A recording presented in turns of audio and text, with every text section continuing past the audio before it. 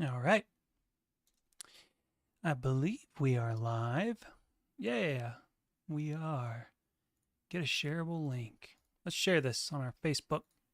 See if we can get some people to come hang out with us. We're doing another test. I did a test earlier today and was running into some issues with showing Phyl on screen. Come hang out with us and ask questions. Put here, Phyl is live. Let's do it. See if we can get someone to join us. So yeah, anyways, did a little live earlier in the day. Was feeling ambitious and wanted to try to figure out any last minute kinks I might have. Ask questions. Share now. All right. Cool.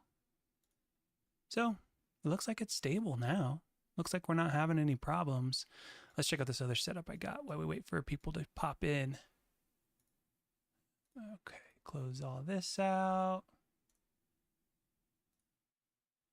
And we'll pull this up on my end.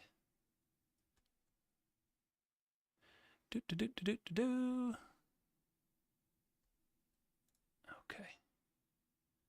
Looking good. There's a live chat. Open the panel. Still stable. Yeah, and it was just crashing earlier. It was a pain in the butt. But again, looks like I got to finish this time around. See if we can get anyone to join us. I'm going to pop this somewhere else too.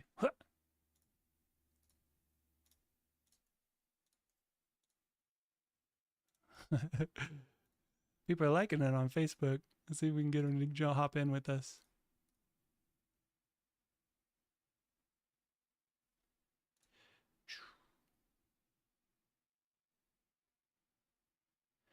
All right, I guess I could talk about something while we're waiting for people to jump in. Let's try another shot. And we'll talk about lighting. How's that sound? Reasonable? I think so. Okay, so let's open another window here. Ooh. Aquascape guide.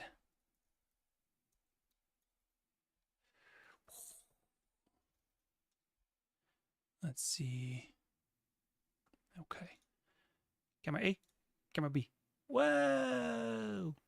Check that out. Isn't that kind of cool? Isn't that kind of cool? Ben, yeah, that's where I was going. I was going to lighting. I don't know why. Check this out. We can check out my website. We can talk about things while I live stream, while I have streams and streams and streams. It's kind of fun. Well, yeah, your lighting is good.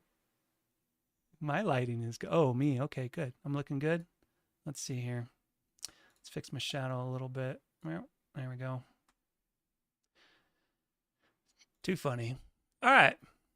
Let's do a little dive into lighting tonight. If you guys got questions, you can ask them, of course. And this is probably what it'll be. Hey, Sean. What's up, Sean? Sean, my boy. Sean, my boy. My boy. Sean. It's kind of fun being able to do this live. I'm digging it. All right. So, let me move this out of the way because that's cluttering stuff up. Here we go. Okay. Lighting. Biggest thing. Par and per. Ooh, yeah. What's the difference? PAR stands for photosynthetic active radiation. It's the plant's ability to stimulate photosynthesis. People go by lumens. I mean, that's just the way our eye perceives brightness. Has nothing to do with how well it stimulates photosynthesis. So PAR and PER need to go hand in hand. What is PER? Photosynthetic usable radiation. This is the plant's ability to use the light that we're throwing at it. The one, I guess, scenario that I bring up a lot is you could have like a reef tank light on a planet tank light, and it's throwing a bunch of par. But then if the PER isn't where it needs to be, if the spectrum isn't where it needs to be, the light's not going to grow anything, right? It's not going to do very well. We're actually just going to get overtaken with algae.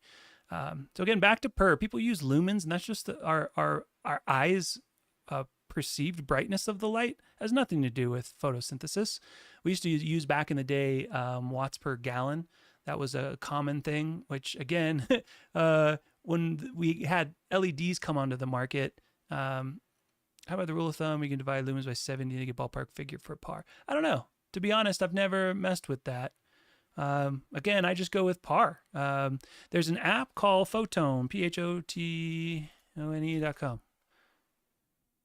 No, let's try it again. PHOTON. There we go. It came up here. This guy turns your smartphone into a par meter. Done. Android free. iOS, I think it's like $6.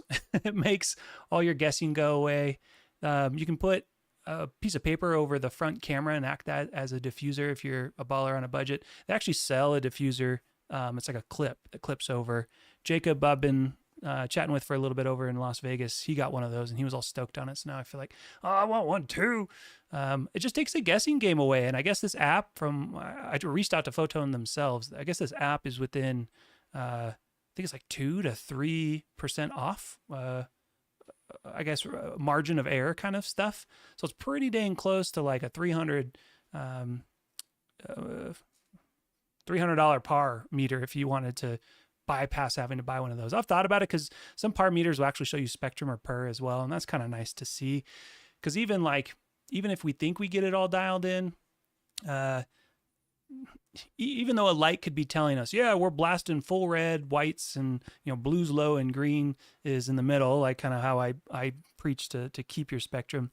It visually doesn't look like that, and that just could be there isn't like a balanced number of LEDs on the light fixture itself. So it is nice to have per data, but for $300, I mean, most hobbyists aren't going to end up buying something like that.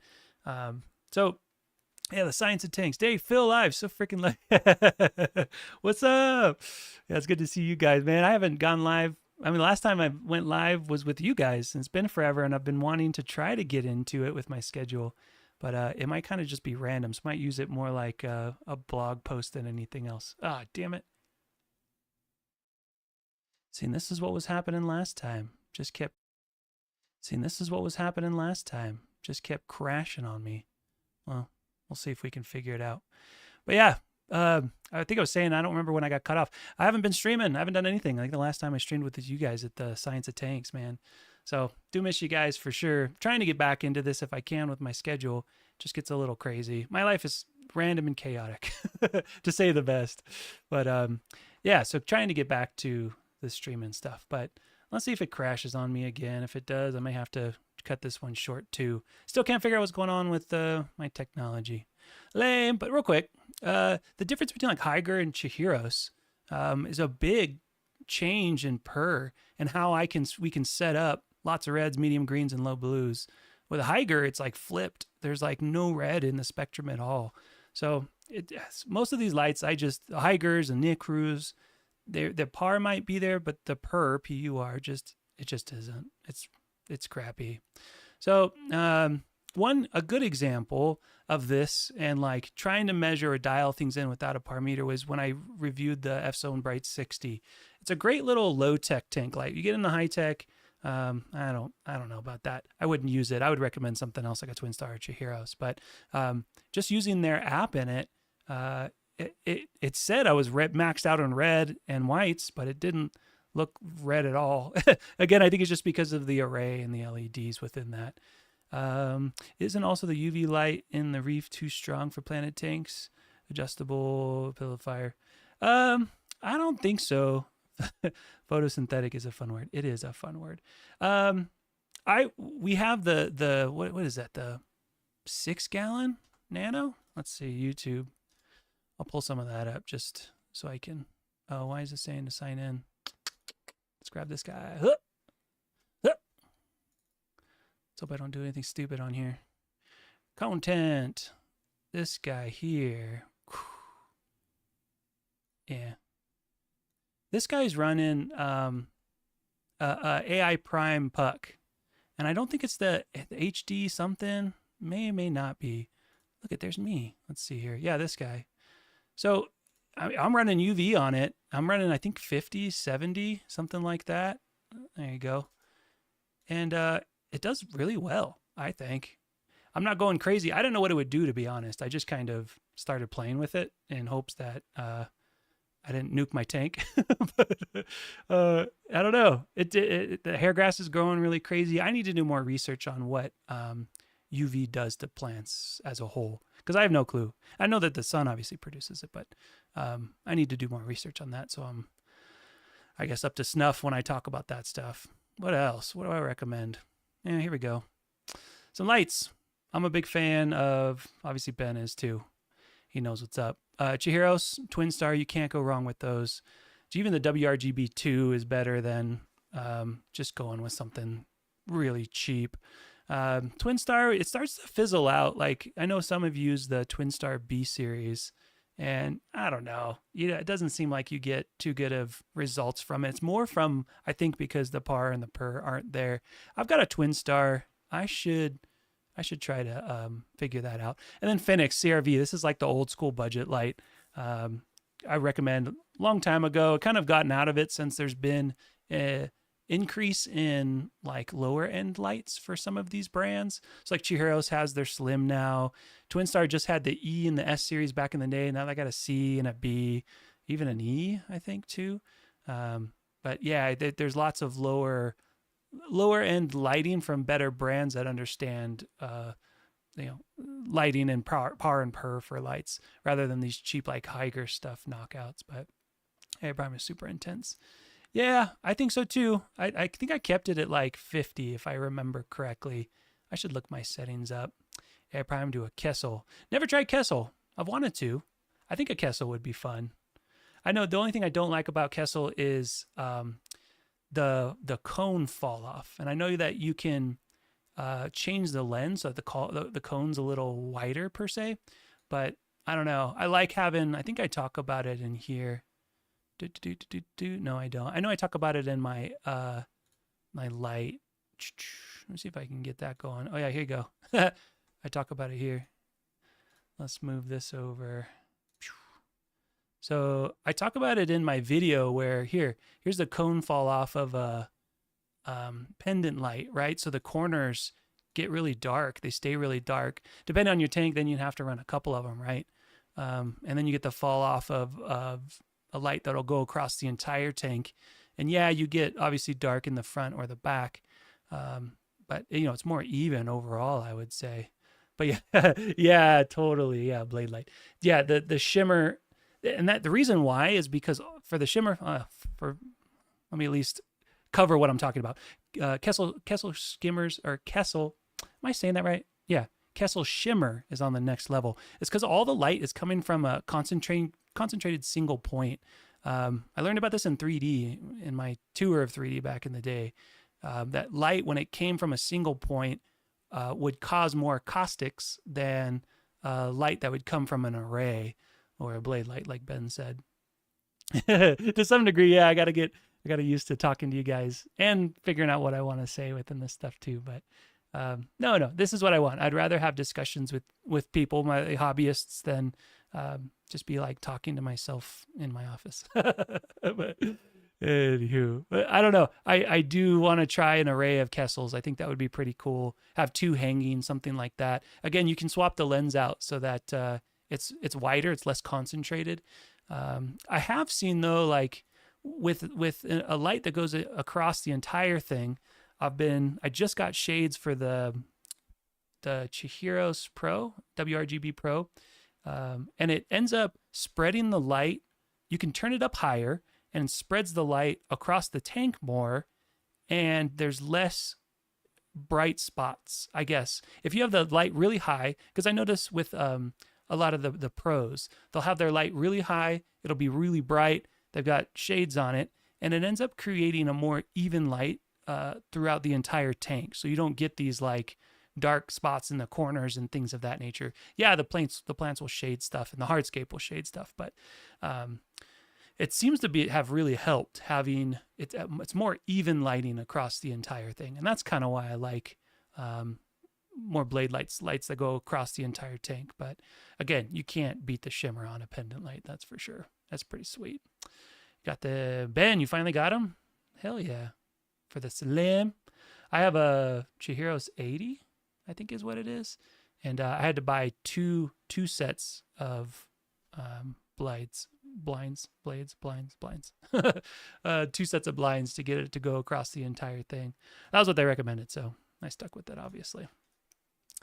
But yeah, that's kind of it. Lighting's pretty easy. I was talking earlier today about use a Kessel on my reef tank. I choose as a lower power, passively cooled option. Oh, that's cool. So I guess the Kessels on the reef are fan cooled. Yeah, I wonder if that gets loud. I know the AI Prime, that thing's quieter than quiet. I wonder if a Kessel would get loud.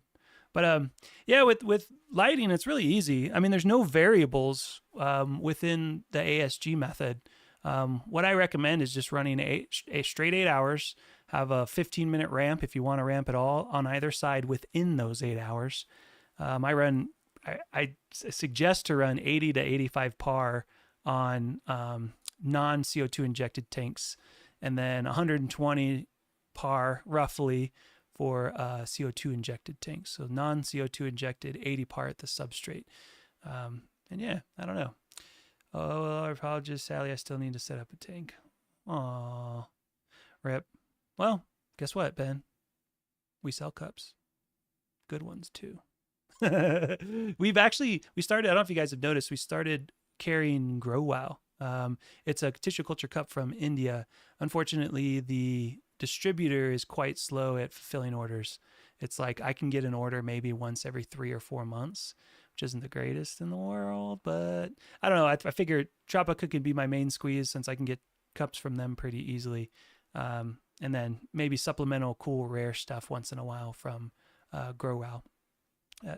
I don't know. We'll see. We'll see long term with that. And the tariffs and all that BS.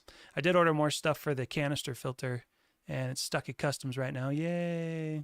So we'll see what happens with that. I know, right? See, wow. I'm at like 20 par on my low tech. Yeah, that's pretty low. Well, I don't know. From what we've talked about in chat and things, you want a low tech, easy, like no maintenance tank. So yeah, you wouldn't want to go too crazy. Plus, your tank is like really tall. That's kind of the downside for planted tanks. Is if you get a really tall tank, then you have to like if you got a 24-inch tall tank, you're gonna have to like double your lighting, which you would for a regular maybe 12-inch tank. It's kind of what most of them are, 12. Then you get an 18, then you get into 24, and it just gets crazy. But I need plants for my class, so let me know when you're ready. Dude, hit me up, bro. You know how to get a hold of me. Which one is this, Chris? Or what's the other guy? I forget the name of the other guy. Oh, it's on the tip of my tongue. It's not coming. Yeah, hit me up. I got trimmings, actually. I got to trim this weekend, and I'm going to have a big old bowl of plants. Like a huge bowl of plants. So if you want to just pay for shipping, you can take those, because it breaks my heart throwing those away. That's for sure. But that's it. So 8 hours, par, 80 if you're not CO2 injected, 120 if you are. It's Chris. I know. Oh, okay. Oh, yeah, Chris. Who's the other one? I want to say Sean, but I'm getting messed up because Sean in chat. Anyways, I can't remember his name. Ashter. Anyways, I mentor a lot of people and I get everyone mixed up, but I get my kids names mixed up too. So here we are. Hey, it's Brandon. Brandon, what's up? Brandon from Texas. It's fun to see you guys all in one spot. Usually I'm like chatting with all of you guys individually. So it's cool to like have you guys all hanging out. I'll pay shipping. Hey, dude, if you want it, man, I've got more. Edison, there you go. I'm like, that was killing me. I couldn't. It was on the tip of my tongue. Yeah, dude, if you want it, you can have it, man. I hate throwing it away. It's in the back of the tank. It's Atra. Let me see. Actually, I'll pull the tank up. It's fun to geek out with this stuff with you guys. Digging through tank images. Is this one? Is this the most recent one? Yeah, this is the one. Check this out. Camera A, camera B. Camera A. Watch, I'm going to break it. Camera B. So this is it. I got Rotala bonsai. That's not doing too well. Only because it's getting shaded. This is, what do they call it? Like mermaid weed plant stuff? Prosp something. It's a trippy texture, very pokey. And I got this watermelon plant that looks kind of cool. Atra back in the corner. I've got some S. repens. And then there's one other plant I feel like. Watermelon? No, that's it. But all this has got to go. I'm just going to level this whole thing. So if you feel like taking it all, by all means, dude. Again, I hate throwing my plant mass away. Makes me sad. Let's see. I have 2 air prime 16s for my 20-gallon lagoon. That's cool. That's a lot of lighting, Ben. You'll do fine with that. That's for sure. Anyhow. Last thing I can talk about is setting up Purr. I've got a blog on it. Let's jump to that real quick. Lighting, just so I can speak to it. There's 2 articles produced by the University of Michigan's Agricultural Department and an older one from the University of Utah. It's a little older. I would wish for better. Actually, the one in University of Michigan, that one's within the last 10 years, I think, or so. But check this out. 0 blue, 0 green. They have super reds and reds. So it's no blue and green at all, and plants get big and lengthy. And then as you start changing the spectrum, adding more blue, pushing more blues, it gets really small and compact. And they were basically saying, I mean, my whole, I guess, take on it would be, we want big bushy plants. And if you think about it, these are like the leaves are little solar panels. The bigger the solar panels we can have on our plants, the more surface area for photosynthesis in general, right? So the way I like to set things up, which again is like no variables, excuse me, and all this can be found on my checklist, is just maxed out reds and whites, and then run 50% blues, and then 10 to 15%, 50% greens, and then 10 to 15% blues. And yeah, this ratio can be expanded and contracted to achieve a certain par, because like if I did this, which I'm doing on my, I think I'm going above. I think I'm going like 125% red and whites on my Chihiros. The par is insane, and some planted tanks can handle that. Let me see. Like, look at this. This was the grow out tank before I scaped it into what is now this guy, right? So same tank, same light, same everything, but maxed out. We're doing 400 par at the top, which is pretty crazy. I mean, you look at the colors that you end up getting from par like that. It's insane. I don't do the whole like whatchamacallit, nitrate reduction. There you go. It's like 2 Hour Aquarius. I don't know if you guys have seen them. Shout out to them too, because they got a lot of great information. But they talk about doing nitrate reduction under 5 parts per million, but I don't do that. I just beat the heck out of them with par, and this is what I get.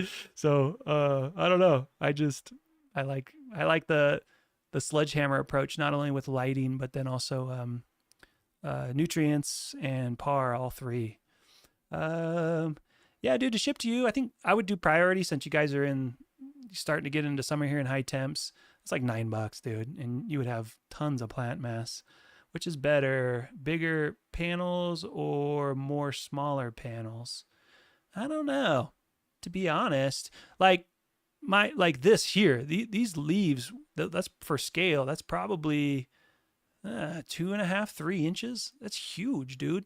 So like, I know to some degree that said that blue keeps things small and compact, but I don't know.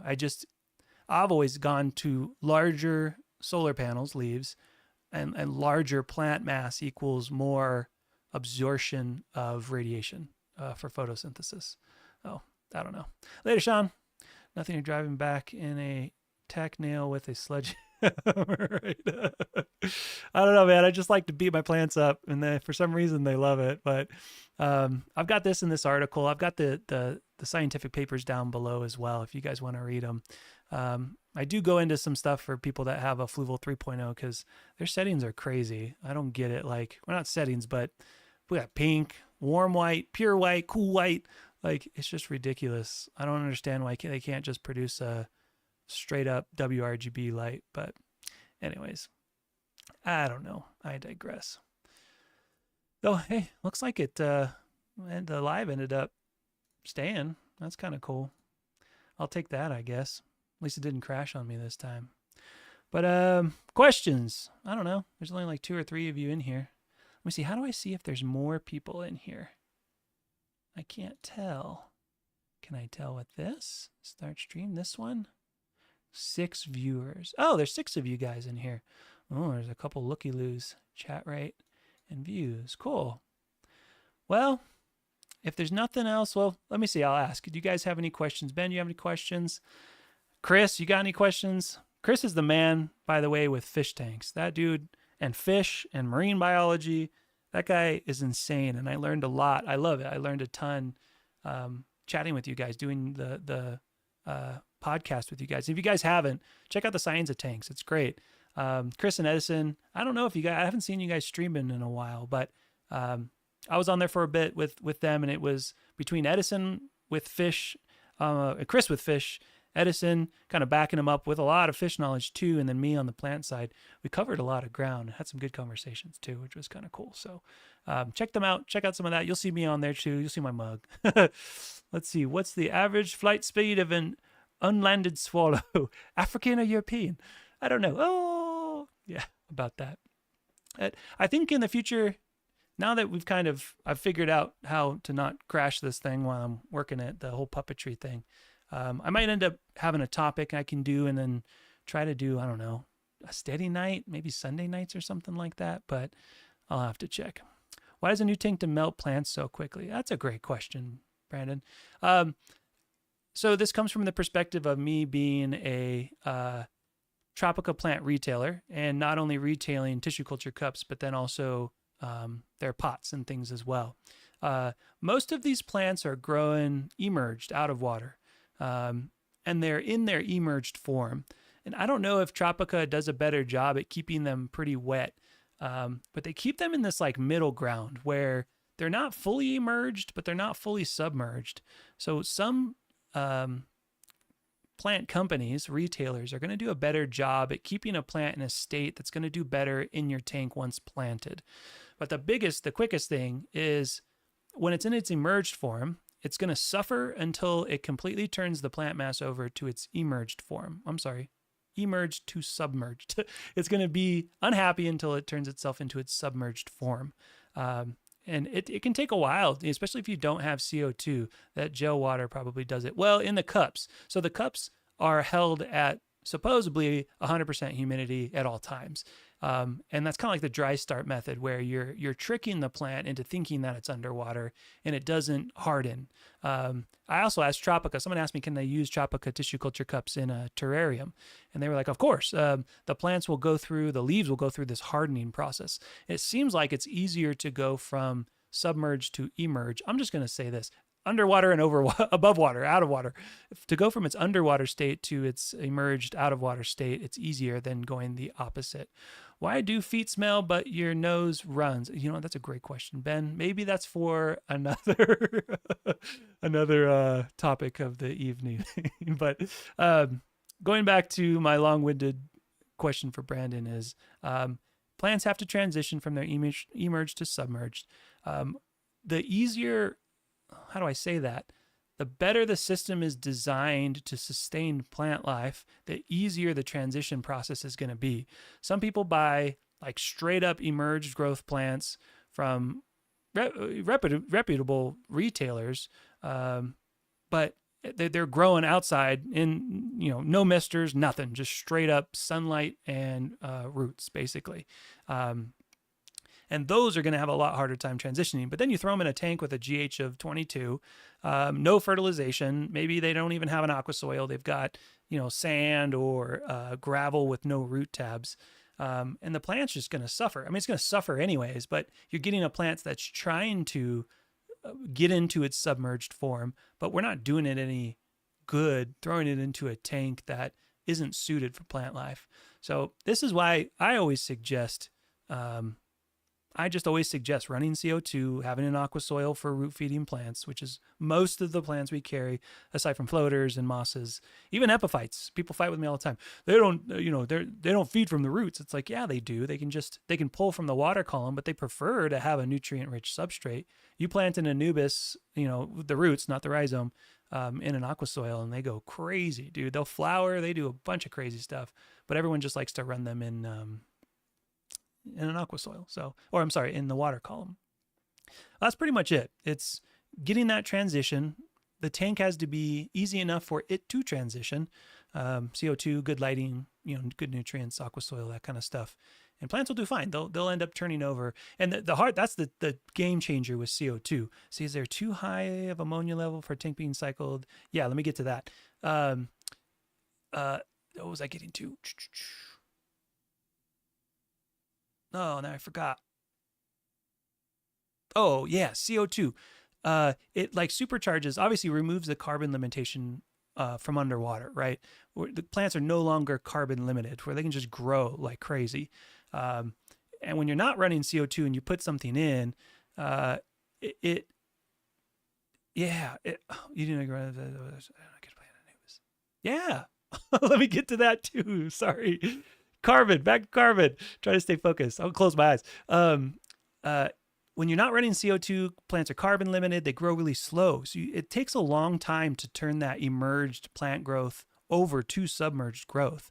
It takes a really long time, and the plants are like stressed out. And then let's say you have a problem, half of the plant gets covered in algae, and you cut the top off, which is healthy, replant it. It's now going to take forever for the thing to regrow roots and all that jazz. So I always suggest CO2, even if it's like an epiphyte tank with mosses. The plants are just going to be so much happier, and they're going to turn over so much more plant mass. So if there is a problem, you can trim little things out, and poof, you got new leaves, within a few days, versus not having carbon, and everything just grows really slow. So Ben's question, ammonia level, yeah, they're too high. That ceiling is like 5 to 6 parts per million, and I experienced it myself running ADA Amazonia version 1.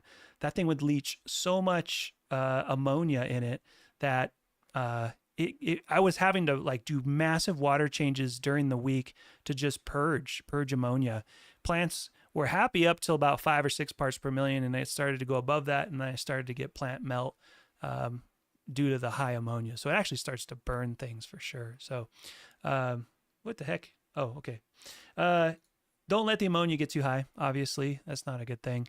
2 to 3 parts per million is where I advise to keep it. If you get up to like 5 and 6 and you have plants in the tank, then yeah, start doing water changes to get it back down to 2 to 3 parts per million, and you'll be fine.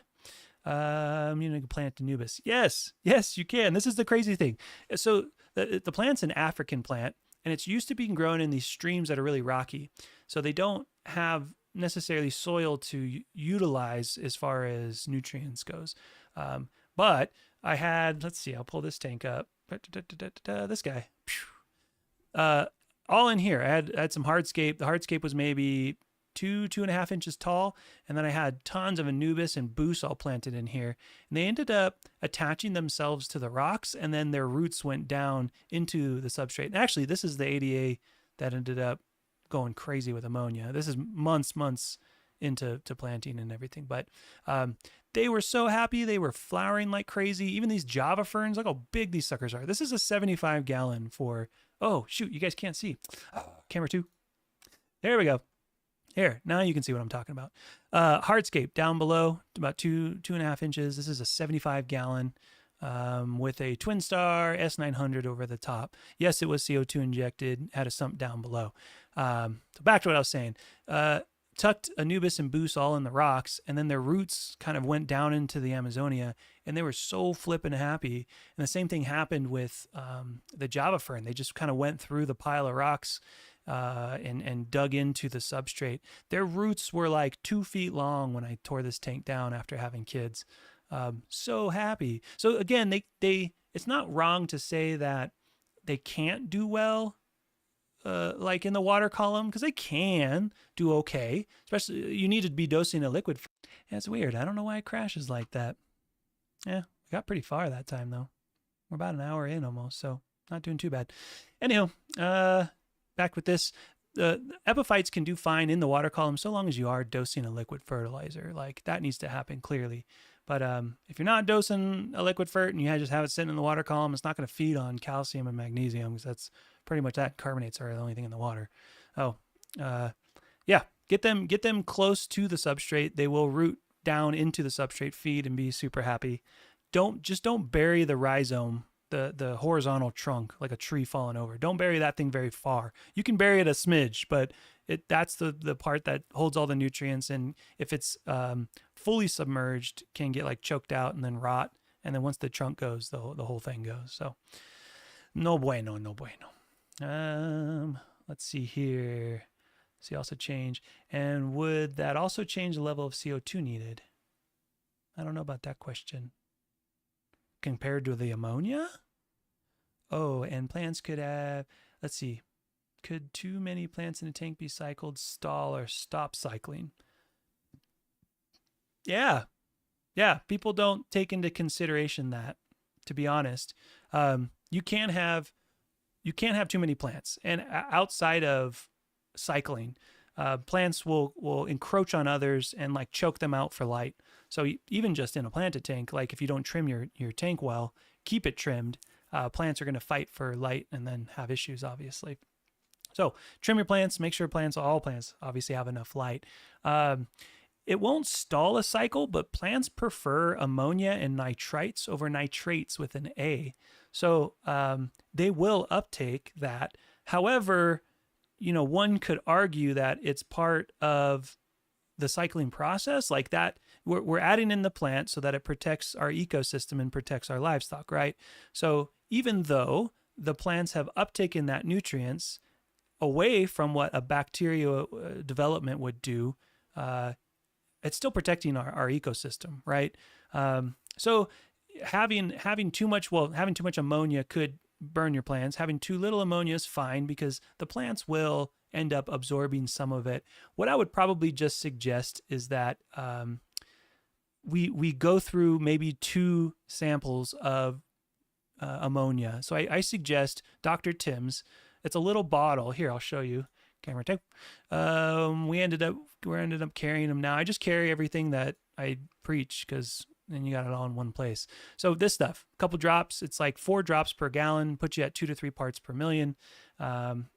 Super easy. So if plants are taking up some of this nutrients, I suggest doing 1 round normally with Dr. Tim's ammonia. If you have plants in the tank, maybe do a 2nd round of ammonia just to make sure. And then once it processes all of that ammonia, nitrites with an I out to nitrates, everything nitrates, 100% water change, clean out that water column, back to clean water, then you can add a couple of fish. And that's another thing. Just don't go crazy with like adding, 20 fish. My 6 gallon cycle, let's have 50 fish in it. Like, no, get like 1 big fish or 2 medium-sized fish or maybe like 6 little neons and start with that and let the tank chill out. More fish, livestock's going to be more poop, more waste, more algae. It's just best to not necessarily avoid livestock, but keep it at a minimum because more livestock is going to be more algae. That's for sure. I'm going back to the aquarium design. Dude, aquarium design group. That place is insane. That place is like Disneyland for aquascapers, man. I'm so jealous. I think the next time I'm back out in Houston, there's a chance. I generally get called out into Houston at the end of each year because they have like end of year goals and then they wait the entire year and then call me last minute and then I have to run out there for some of my clients. So if I do go back out there, man, I want to, maybe I can do a live stream or something like that. I've used Fritz Fishless. Yeah, don't shock the tank with heavy bioload. Yeah, because then sometimes too, people they don't understand. Obviously, it's a newbie mistake, and they toss in a million fish, and then now they're doing like a fish and cycle situation. What are you gonna do? You can't just like tell the fish to get out and stay out for a couple of weeks while stuff stabilizes. But Fritz is probably the best bacteria that I've seen on the market because it's actually a live bacteria. There's a lot of like seeding, like Sechem stability, that really isn't it's not a live bacteria. It's like a culture where Dr. Tim's, Fritz. It has to be kept cool because it is a bacteria. It's hard to do sometimes. Sometimes on Amazon it could be like old or dead. But that stuff will like cycle your tank in a couple of days. It's pretty crazy. But yeah, design group. They've got 5 new 6-scapes. I bet, dude. I bet they're like turning those over. I don't know. I did a pretty cool video on it. Let's see if I can pull it up. I ran through it. It was funny. I was in Houston with my business partner, and I was like, dude, we got to go to this. And he actually has a reef tank now. I got him into aquascaping, but let's see here. See if I can find it. I just was so impressed, and they were so nice and cool. It wasn't like snobby or anything like that for those starting out. Because that's always the downside. You walk in, you're just ignorant, and you're trying to learn, and people are like snooty. Like, oh, you don't have an XYZ, you don't have a blah, blah, blah. But like some of these scapes, like immediately you walk in and you get hit with like these gorgeous looking scapes. I mean, I love this. Just even the simplicity, no plants. I mean, I'm a huge plant guy, but having this in your like living room would be gorgeous and pretty easy to keep. Maybe you have to scrape the glass a lot, but I don't know. See, here's another big tank. This one was all in the back, big old school of loaches. It was so cool. These little guys. There was a couple of these little moss tanks that really impressed me because this would be pretty easy to keep. No aqua soil, so really cheap to run. Hey, there's Rick, my business partner. Really cheap to run. You're doing a little bit of liquid fertilizer. Don't even need a crazy light for something like this. Some hardscape, some rock, and gravel. Boom, done. It's more about the layout than it is anything else. And then again, as I expressed, look at how little fish they have. If I go back to this one, like a little baby school, that's it. Running a canister, some lily pipes, it looks like. Maybe a lily pipe just on one. But so easy to maintain. Something like this is super easy to maintain. A little surface skimmer to make sure there's nothing. Oh, a little boost. Ooh, it's cute. It's just, yeah, this place just blew my mind, man. And I guess, look at that rockscape. Again, look at the size of this thing. This thing's probably 40, 50 gallon, I would guess. Look at how little fish they got. I don't know. People aren't like rocking crazy amounts of fish when you get to like this level of stuff. This guy was like a little boost jungle. It's so pretty. I don't know. I could talk about this stuff for hours, you guys. I do think I need in the future to have like a topic and then try to, you know, if I get enough people in, have them ask questions and stuff like that. But yeah, this place was cool. Maybe I can try to give you a heads up, Brandon. I don't know how far. Oh, I think it's like 2 hours away from you, isn't it? It's kind of far. But it'd be fun to have a ASG field trip out to the aquarium design group. ADG. Yeah, I gotta fix that. Anywho, any other questions you guys might have? See, we have 7 people hanging out with us until you point out, but you're right, they don't keep a lot of. No. So like, look at like George Farmer. His tanks. His tanks are pretty big anymore, but oh yeah, 3.5 hours. That is a trick. Most proscapers, Green Aqua even, like they'll have these massive square 80, 100 gallon tanks and then have like a school of neons in it. It's, as I jokingly call it, they're just like little poopers and they just literally trash your tank and make it difficult to maintain the balance of chemistry due to organics, you know, ammonia. Yeah, I mean, your filter can take it out. This is why we talk about the 10 times turnover with canisters and things. I went into a little bit with that on the prior stream, but yeah, 10 times turnover, it just immediately sucks out anything that could be sitting in the tank. And this is also why I hate hang-on back canisters and sponge filters and things of that nature. They just don't do a good job at removing organics fast enough. But anyhow, all right, I think that's it for tonight. Unless you guys got anything big for me. I think, again, want to try to maybe do this. I have more time during the day. Sometimes work will get a little slow and I can jump on and answer questions. So I might just try to spread it out and pop on randomly because my life is random. And if I feel like if I try to schedule something, it's just going to make things worse. But I don't know. We'll see. Well, anywho, I appreciate you guys who did hang out. Keep check out for my live. I think there's a way. I think you hit the bell notification. I'll let you know. And I'll try to put in the title something about ASG Live or something like that, so you guys can jump on. I'll try to do maybe even a weekend, maybe a weekday and a weekend. Just try to scatter it so that we all can find some time, because I know everyone's got crazy different schedules with work and all that jazz. And then too, Brandon, I'll hit you up, man. Yeah, please always join me if you see me. It's fun to geek out with you guys, kind of more in real time than in chat with a lot of these people I mentor. But I'll trim my tank this week, and then I'll get a hold of you. And if you want some plans for dirt cheap, you can have all my trimmings. But other than that, I appreciate you guys hanging out. And hey, you know what? I'll see you in the next one.